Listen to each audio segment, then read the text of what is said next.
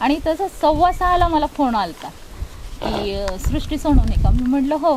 आणि साधाच मोबाईल होता माझ्याकडे. तर ते म्हटले अभिनंदन.